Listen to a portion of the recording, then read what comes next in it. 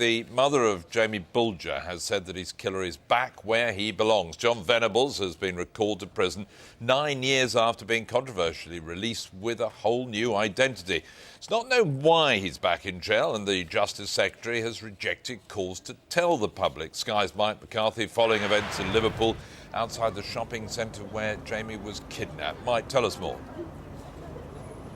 Yes, Jeremy, what you said there about Denise Fergus, James Bulger's mother, is a sentiment that's been really reflected around Merseyside. Certainly the people that we've been speaking to in Bootle today have said that they have little sympathy or support for Jon Venables. Quite the contrary, a lot of disgust from people here that he was released in the first place, let alone that he's committed some kind of misdemeanour that's led to his return.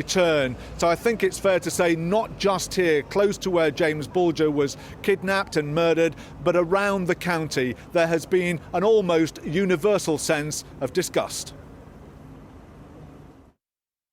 They remain among the most haunting images of our generation.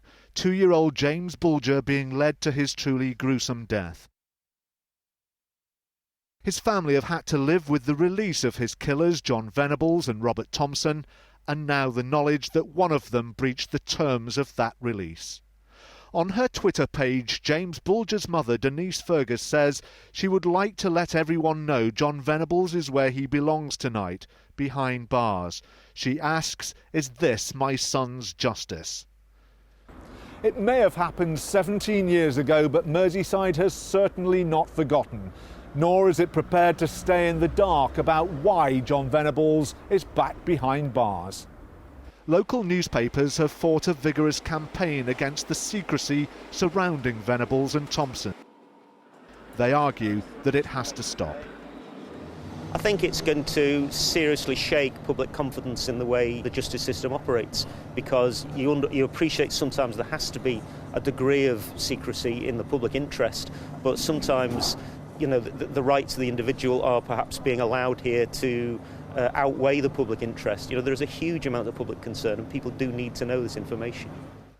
Robert Thompson was always regarded by the police as the one who led Jon Venables astray, and on Merseyside there's surprise about the one who's crossed the line. I think out of the two boys, Venables the one who I thought would have stayed out of trouble. But what we don't know from the statement that's been released is really the reason why. Has Venables breached the conditions of his parole by coming here to Merseyside, making contact with people, not reporting, or has he been arrested for some criminal offence? The 10-year-old boys who became the youngest suspects of the 20th century to be charged with murder are now 27-year-old men. They have been granted anonymity for life. The lawyer who acted for Venables insists that the sentences are never-ending. This is the thing about it. I've always said that these boys might be at liberty, but they'll never be free, is an expression I've always used. For the simple reason, he's had to live a lie since the moment he's been out to piece together for the purpose of future relationships. If he's asked, where did you go on your holidays when you were 14? This kind of thing. So there's a permanent lie. So he's had to piece together his past, and it's a very, very difficult task. They have a new identity now and are no longer Thompson and Venables.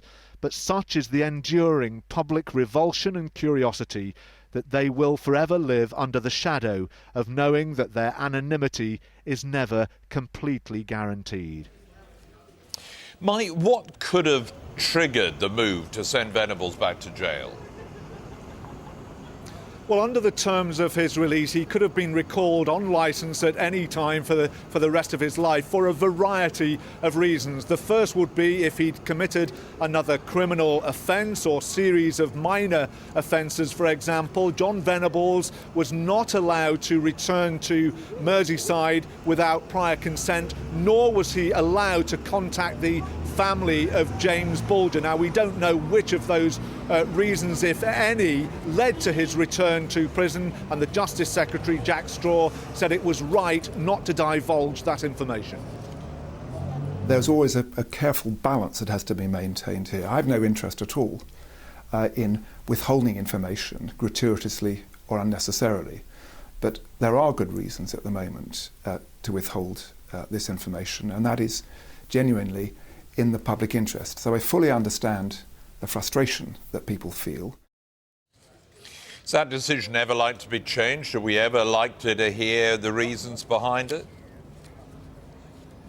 Well, Jeremy, whatever Jack Straw may have said, the Home Secretary, Alan Johnson, has also been speaking about this today. And in his comments, he said that the public had a right to know and that in due course the facts would be known.